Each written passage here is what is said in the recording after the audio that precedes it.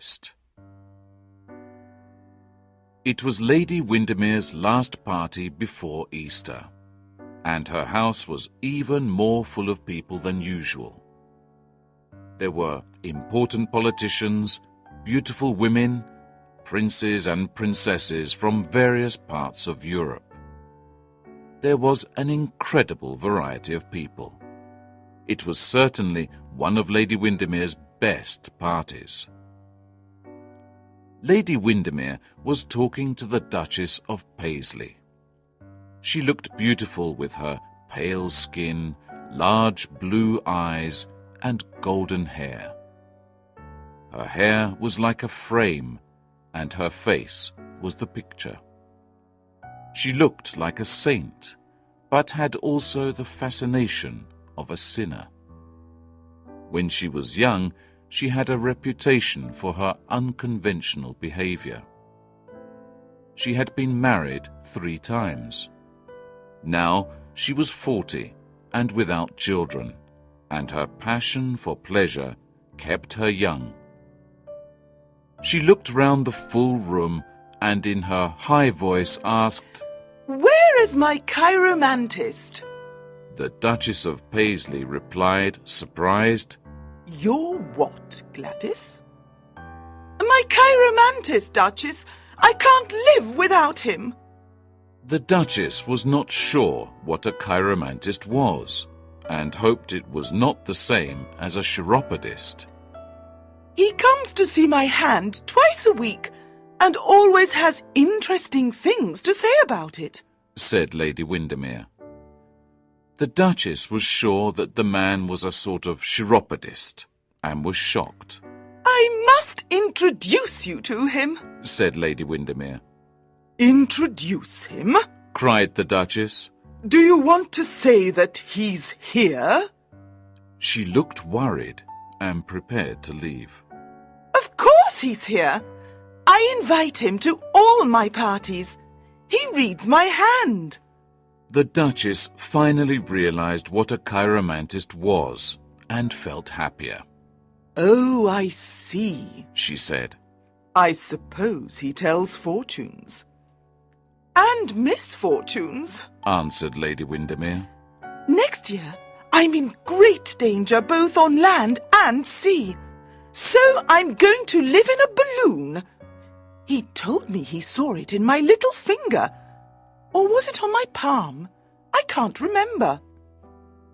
The Duchess told her that it was dangerous to interfere with the future. "My dear Duchess, I think the reading of your hands is necessary once a month. In that way, you'll know the things you shouldn't do. Of course, you do the things anyway, but it's fun to know." Lady Windermere stopped for a moment and said, "Now, where is Mr. Podgers? I have to find him." "I'll look for him, Lady Windermere," said a tall, handsome young man who was standing near them. "Thank you so much, Lord Arthur, but you don't know him." "Tell me, Lady Windermere, what he's like, and I'll bring him to you immediately." Lady Windermere began her description. "Well, he doesn't look like a chiromantist. He isn't mysterious, and he doesn't look romantic. In fact, he's a little fat man with no hair and gold glasses. He looks a bit like a country doctor and a bit like a country lawyer. I'm really sorry if my description doesn't help you very much. Unfortunately, people are so irritating. Their appearance is often so different from what they really do. Ah, here is Mr. Podgers. Now, Mr. Podgers, I want you to read the Duchess of Paisley's hand." She turned to the Duchess. "Duchess, you must take off your glove. No, not the left hand, the other one." The Duchess said it was not right. "Nothing interesting ever is," replied Lady Windermere. She introduced the Duchess to Mr. Podgers. The chiromantist looked at the hand. It was little and fat, and had short, square fingers. "You'll live to a great age, Duchess, and be extremely happy," said Mr. Podgers. Ambition? Very moderate. The line of the intellect is not exaggerated. The line of the heart— Now be indiscreet, Mr. Podgers, cried Lady Windermere. The fortune-teller agreed and bowed. I see a great affection and a strong sense of duty. Mr. Podgers stopped for a moment. Please continue, said the Duchess, who was now happy at the things she was hearing. Not spending very much money is also one of your virtues.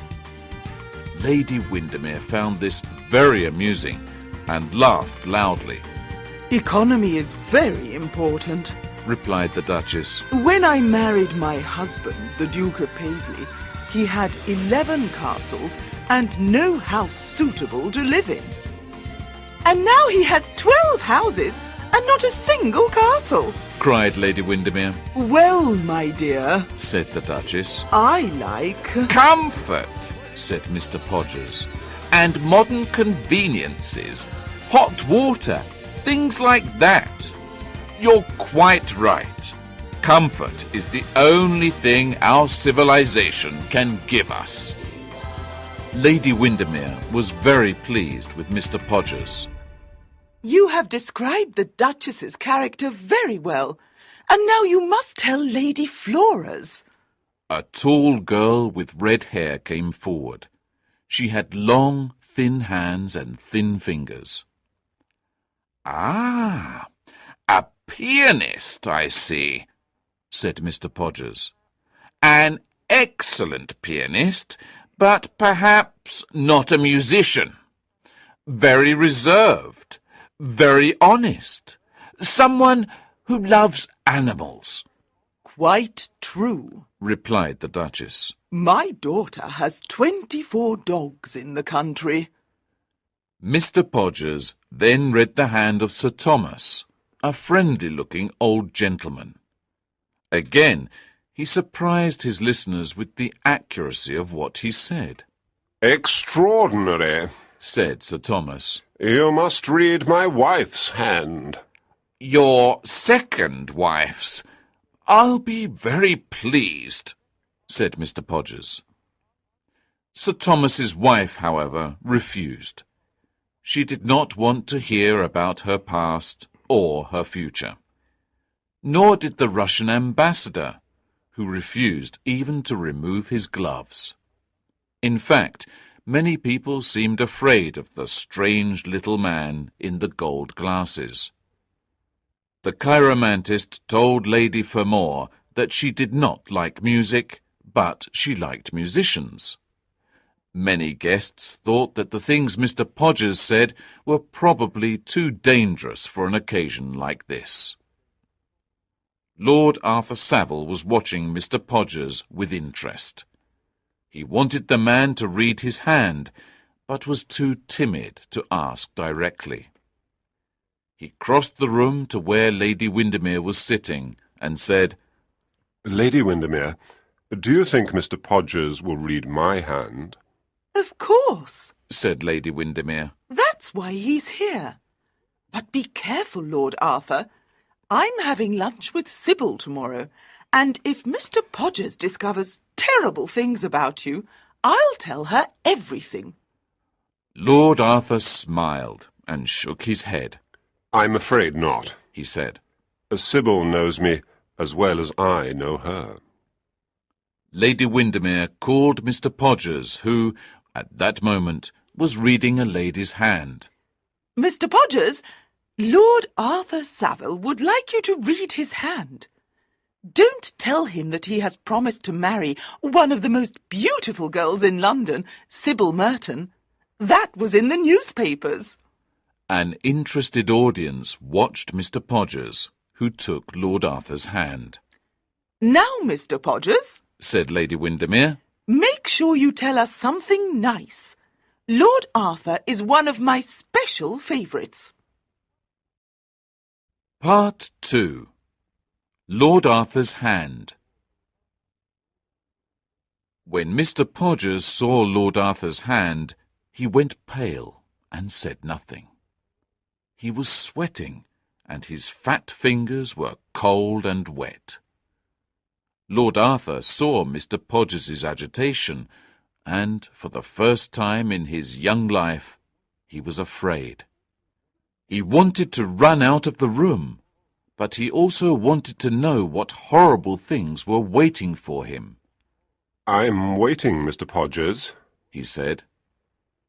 "We're all waiting," cried Lady Windermere. The chiromantist did not reply.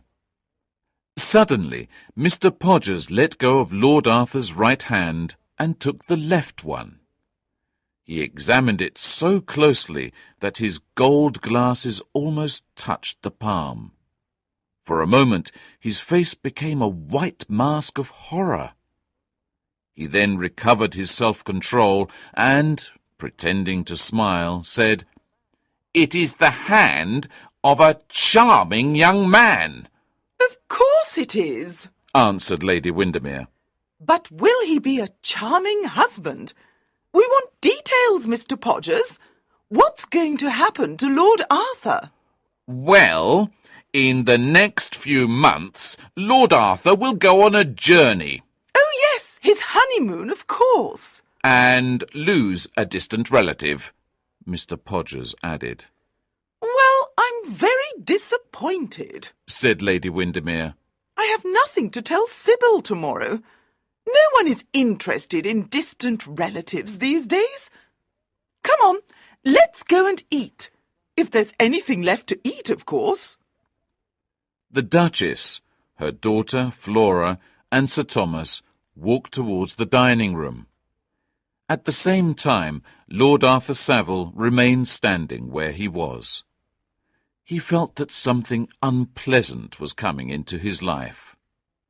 He looked at his lovely sister, who was walking past him. He did not notice that Lady Windermere was calling him to follow her. He thought of Sybil Merton, and the idea that anything could separate them brought tears to his eyes. He could not move. He had lived a life of luxury and fortune.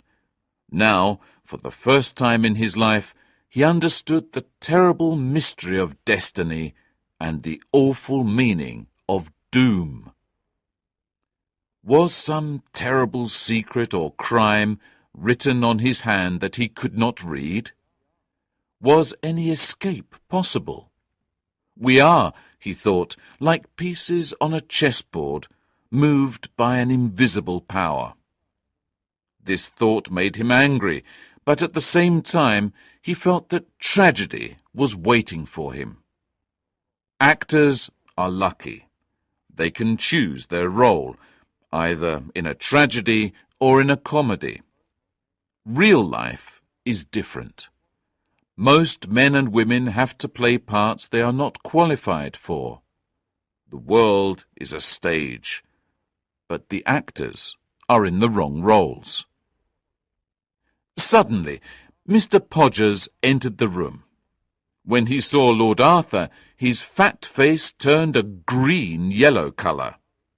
The two men looked at each other. For a moment there was silence. Mr. Podgers did not want to talk, and tried to avoid Lord Arthur. "Where is the Duchess's glove? Here it is. Good evening." "Mr. Podgers, I'm going to ask you a question, and I want you to give me a simple answer." "Another time, Lord Arthur. The Duchess is waiting," replied Mr. Podgers.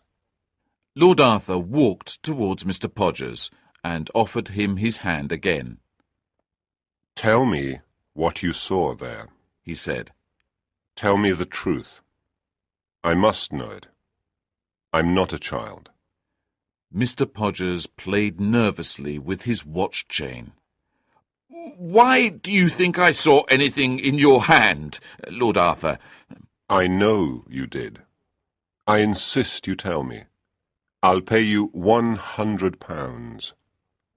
Mr. Podgers looked interested. "Guineas?" said Mr. Podgers in a low voice. Certainly. I'll send you a cheque tomorrow. What is your club? I have no club at present, Lord Arthur. This is my address. Mr. Podgers gave Lord Arthur his card. Mr. Septimus R. Podgers, Professional Chiromantist, 103A, West Moon Street. My hours are from 10 to 4, with reductions for families, Mr. Podgers said. Be quick, cried Lord Arthur. He looked very pale and showed him his hand. It will take a little time, Lord Arthur. Please sit down. Lord Arthur was now angry. Be quick, sir, cried Lord Arthur a second time. Mr. Podgers smiled and pulled a small magnifying glass out of his pocket. He cleaned it carefully with his handkerchief. I'm ready, he said. Part 3. Murder. 10 minutes later, Lord Arthur ran out of Lady Windermere's house. His face was white with terror and his eyes full of sadness. He walked out into the square. It was lit by gas lamps. The night was extremely cold, but his hands were hot and his face burned like fire. He did not stop walking. He seemed drunk. A policeman looked curiously at him. A beggar was frightened to see someone unhappier than he was. He stopped under a lamp and looked at his hands. He thought he could already see blood on them. Murder! That is what the chiromantist had seen on his hands. The wind blowing around the square seemed to tell him that even the night knew his secret. He came to Regent's Park. The dark trees seemed to fascinate him. He was tired and rested for a moment. Murder! Murder! He repeated. He was frightened by the sound of his own voice.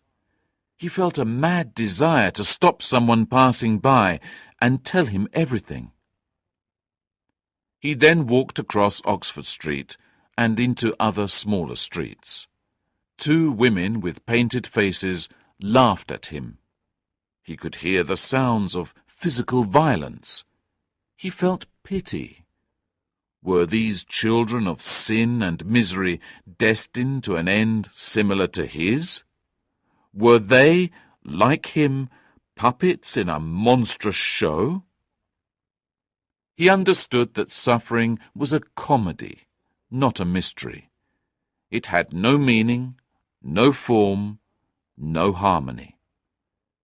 After some time, he found himself in front of Marylebone Church. Lord Arthur walked quickly towards Portland Place. Sometimes he looked behind him, because he thought that someone was following him. On the corner of Rich Street, 2 men were reading a notice. He was curious to see what they were reading. He saw the word murder printed in big black letters. It was a notice that offered a reward for any information about a man of medium height, between 30 and 40 years of age, with a scar on his right cheek. The last time this man was seen, he was wearing a hat, a black coat, and brown trousers. He read it again and again. Will they catch him? How did he get the scar? Will people read my name on the walls of London one day? He thought. This idea horrified him. He walked on in the dark, but did not know where he wanted to go. He remembered vaguely walking through poor, dirty streets. When day came, he was in Piccadilly Circus. He walked towards Belgrave Square and saw the great wagons pulled by horses bringing fruit to Covent Garden Market. The men riding the big grey horses had pleasant, sunburnt faces and shouted happily to each other. He saw a fat boy wearing an old hat with flowers in it. He was laughing. There were lots of vegetables in the wagons. The green vegetables contrasted with the pink of the early morning sky. Lord Arthur was moved by the scene, but he could not say why. The beauty of the new day seemed to him sadly pathetic. The days start in beauty, but end in a storm, he thought. These men from the country saw a different London, a London free from the sin of night and the smoke of the day. He asked himself what these people knew about the city, its splendour, its shame, its joys, its hunger. London, to them, was probably just a market where they sold their fruit and their vegetables. They stayed only a few hours and then left. It gave him pleasure to watch them. He felt that they had lived with nature and because of this had learned peace. He wanted their innocence. When he reached Belgrave Square, the sky was pale blue, and the birds were beginning to sing. Part 4. Sybil. When Lord Arthur woke up, it was 12 o'clock. The midday sun shone through the silk curtains of his room. He got up and looked out of the window. In the square below, children were playing, and the street was full of people on their way to the park. Life was wonderful. Worries were far away. His servant brought him a cup of chocolate. He drank it and then went into the bathroom. His bath was ready. He got into the marble bath and put his head under the water. He wanted to remove the memory of the previous night. After the bath, he felt better. He got dressed. After breakfast, he sat down on the sofa. On the mantelpiece was a photograph of Sybil Merton at Lady Knowles' ball, where he had met her the first time. She was perfect. Her head was small, but wonderfully shaped. Her neck was delicate and thin. Her eyes expressed tender purity. She had grace. Lord Arthur looked at her, and he felt pity for the woman he loved. How could he now marry her? How could they be happy? Perhaps at any moment the terrible prophecy written in his hand would come true. The marriage must be postponed. He had no doubt. Although he loved her, he knew he could not marry her. First, he had to commit the murder. After this, he could marry Sybil, free from shame forever. It must be done, and the sooner the better. Lord Arthur had a strong sense of duty. He believed that principles came before pleasure. There was more than just passion in his love for Sybil. For him, she was a symbol of everything that was good and noble. For a moment, he was disgusted by the idea of what he had to do, but the feeling soon passed. His heart told him that what he had to do was not a sin, but a sacrifice. He was convinced that he had no choice. Lord Arthur was not a dreamer. He was a practical person who preferred a life of action to a life of thought. He had a rare quality, common sense. He now felt embarrassed by last night's walk through the streets of London. He asked himself how he had possibly suffered so much about something that was so inevitable. However, one question disturbed him. Who must he kill? He realized that murder needs a victim as well as a murderer. He was not a genius, and so he had no enemies. He considered some people that he did not like, but he told himself that this was not the right occasion for simple revenge. No, his mission was important and solemn. He made a list of names of friends and relatives. After careful consideration, he chose one name: Lady Clementina Beauchamp, a distant relative who lived in Curzon Street. Lord Arthur liked the old lady very much. He was rich, and no one could suspect him of killing her for money. Yes, she was perfect. He must start immediately. How could he kill her? He decided that poison was the best solution. He did not like physical violence. Yes, poison was the answer. It was safe, sure, and quiet. He went to his club. He knew nothing about the science of poison. He looked for some books on the subject in the club library. Finally, he found a book he could understand. There was a description of just the poison he wanted: aconitine. It was quick and painless. He went to a chemist's and explained that the poison was for one of his dogs. It has rabies, very dangerous, he explained. The chemist understood completely. He bought a pretty little silver box and put the poison pill inside it. Lord Arthur arrived at his aunt's house. "I've brought you a cure for your indigestion, Aunt," he said. How kind you are. I'll take it immediately, His aunt replied. No, Lady Clem. Cried Lord Arthur, holding her hand. You must take it when you have indigestion next. When will that be? Before the end of the month, unfortunately, His aunt told him. Lord Arthur said goodbye to his aunt and left her house feeling happy. That evening he told Sybil that he could not marry her. She must be patient and trust him. Everything will be all right, he told her. Early the next morning, he left for Venice. Part 5. Venice.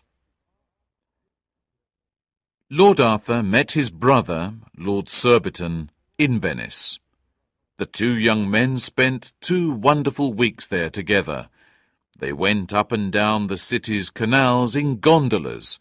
They ate in fine restaurants. They talked and laughed while they sat in the piazza. However, Lord Arthur was not happy. Every day he bought the Times, expecting to see Lady Clementina's name in the obituary columns. Every day he was disappointed. Had some accident happened to her? Sybil also worried him, but for a completely different reason. Her letters were full of love, but they were also very sad. He began to think that their separation was forever. One morning at the hotel, the owner brought him some telegrams. One of them changed his mood. His plan had been successful. Lady Clementina had died. He decided to return to London immediately. He sent a telegram to Sybil, telling her to prepare for his return in a few days' time. He received a letter from Lady Clementina's solicitor. The old lady had died after dinner with friends. She had gone home early, complaining of indigestion. The solicitor also informed Lord Arthur that Lady Clementina had left him her little house in Curzon Street. How kind of the old lady! For a moment he felt angry with Mr. Podgers. It was, after all, his responsibility. Then he thought of Sybil. He had done his duty, and this gave him peace and comfort. When he arrived in London, he was a happy man. When Lord Arthur saw Sybil, she asked him to promise never to leave her again.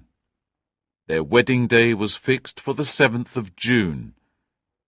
Life was bright and beautiful again, and Lord Arthur felt the same happiness he had felt before Mr. Podgers's prophecy. One day he and Sybil were tidying the old lady's house in Curzon Street, when Sybil found something. "What have you found, Sybil?" said Lord Arthur happily. This lovely little silver box, Arthur. Isn't it beautiful? Can I have it? Lord Arthur was shocked. He had almost forgotten about what he had done. What a strange coincidence that Sybil was the first person to remind him. "Of course you can have it, Sybil. I gave it to poor Lady Clem." Can I have the sweet inside, too? "Sweet, Sybil? What do you mean?" replied Lord Arthur, now pale and worried. Arthur, what's the matter? You look so white. Lord Arthur quickly went to Sybil and took the box. Inside was the pill. Lady Clementina had died a natural death. He had not murdered anyone. In despair, he threw the pill into the fire and asked Sybil to postpone the wedding a second time. Part 6. The Clock. Sybil Merton's parents were very unhappy at the second postponement of the wedding. Sybil's mother tried to persuade her daughter not to see Lord Arthur again. Sybil loved her mother, but she trusted Lord Arthur completely, and could never consider a life without him. Lord Arthur, too, was terribly disappointed. For several days he did not know what to do.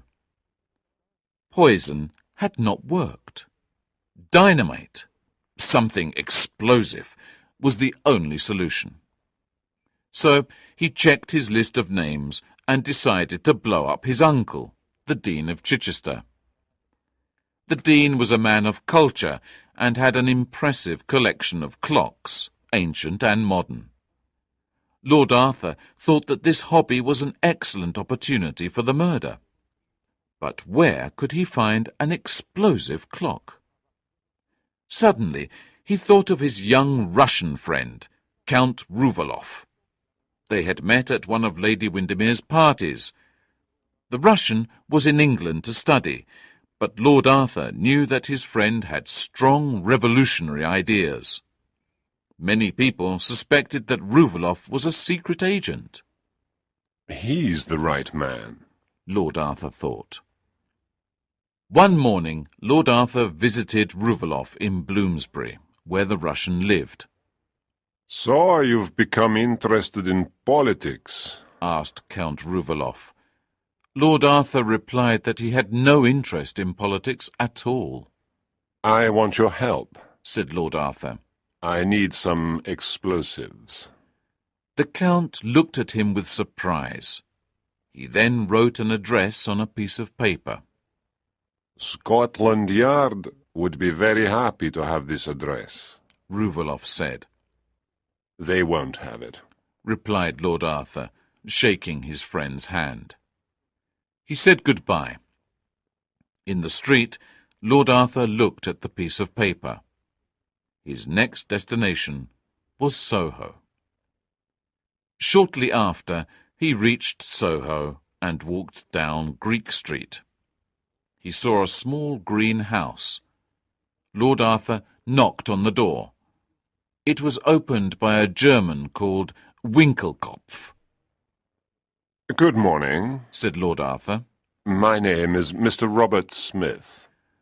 Count Rouvaloff gave me your name. I need an explosive clock."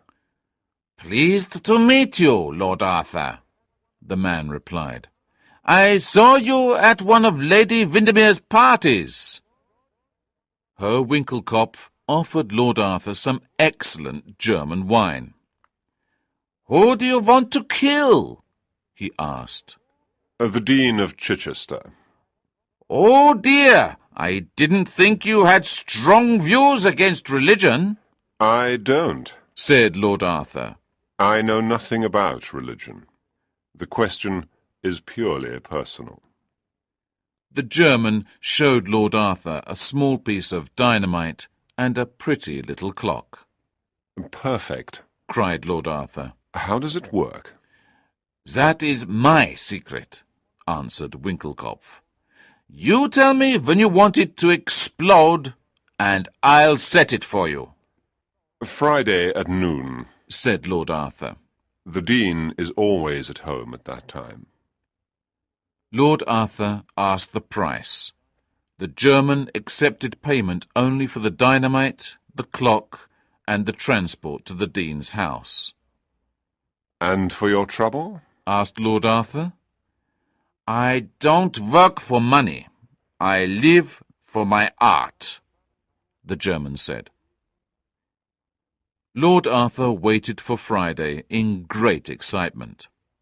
Finally, the day arrived. At 12 o'clock, Lord Arthur waited in his club for news of an explosion and the Dean of Chichester's death. The news did not come. Lord Arthur was very disappointed. The next day he visited Herr Winkelkopf. The German apologized. Quality is such a problem these days, he said. 2 days later, while at home, his mother showed him a letter she had received from Chichester. Your cousin Jane writes such amusing letters, she said. Lord Arthur read this letter from the Dean of Chichester's daughter. My dearest aunt, thank you for the material you sent me for my dressmaking. How kind you are. What fun we have had this week. Last Thursday, some unknown person sent my father a pretty little clock. It arrived from London. The sender is probably someone who admires my father. We put the clock on the mantelpiece in the library. Can you believe that it makes little explosions? We think it is probably a very original type of alarm clock. My little brother, Reggie, has bought some gunpowder and plays with it all day. Daddy is a bit irritated by the noise. Do you think Arthur would like one for a wedding present? Daddy sends his love, and so do my brothers, James and Reggie. Please give my regards to my cousin Arthur. Your affectionate niece, Jane. Part 7. Destiny. Lord Arthur was desperate. He ran to his room, tears in his eyes. He had tried to commit murder, but he had failed both times. It was so difficult to be good, he thought. Perhaps he should not marry Sybil. He felt that he was not able to control his destiny. That evening he went to his club. His brother was there with some friends, but Lord Arthur found their conversation boring. Later he left the club and walked down to the Thames. He sat by the river for hours. In the moonlight, the city slowly became quiet. At 2 o'clock, he walked along the river. Everything was dark, except for the dome of St. Paul's Cathedral. In the darkness, he saw the figure of a man. He was looking down into the river. Lord Arthur recognized the figure. It was Mr. Podgers, the chiromantist. Lord Arthur stopped behind the fat little man. He had a brilliant idea. He took Mr. Podgers's legs and threw him into the River Thames below. Lord Arthur looked down into the dark water. He could only see the chiromantist's hat floating down the river. Mr. Podgers had gone. Lord Arthur was happy and immediately thought of Sybil. "Have you lost anything, sir?" Asked a voice behind him. It was a policeman. "Nothing important. Thank you, Sergeant." Lord Arthur replied, smiling. He walked home. Days of hope and fear followed. Was Mr. Podgers dead? Was he alive? He wanted to know. The answer came. In his club, Lord Arthur saw this newspaper headline: "Suicide of a chiromantist." They had found Mr. Podgers's body. Suicide was the obvious cause of death. Lord Arthur ran out of his club. He went immediately to Sybil's house. When she saw him, she knew he had good news. "Sybil," cried Lord Arthur. "let's get married tomorrow." Part 8. The Wedding. The wedding took place 3 weeks later. The Dean of Chichester read the service. Everyone agreed that Lord Arthur and Sybil were not only a beautiful couple, but a happy one too. Lord Arthur had no regrets, and Sybil was a perfect partner. They loved each other greatly. Reality did not kill romance, and so they always felt young. Some years later, Lady Windermere visited them. They now had 2 beautiful children, a boy and a girl. In the garden, Lady Windermere and Sybil were talking. "Do you remember Mr. Podgers?" Lady Windermere asked. "What a horrible man he was! He wanted to borrow money from me. He was an impostor, too. I never believed in chiromancy after him." Never criticise chiromancy here, Lady Windermere. Sybil replied. Arthur believes in it totally. "I don't believe it," said Lady Windermere. Here he is now. You can ask him. Sybil smiled at her husband. "Lord Arthur, tell me why you believe in chiromancy," demanded Lady Windermere. "Because it gave me all the happiness of my life," said Lord Arthur. "It gave me Sybil," he added. "What nonsense!" cried Lady Windermere. "I've never heard such nonsense in all my life."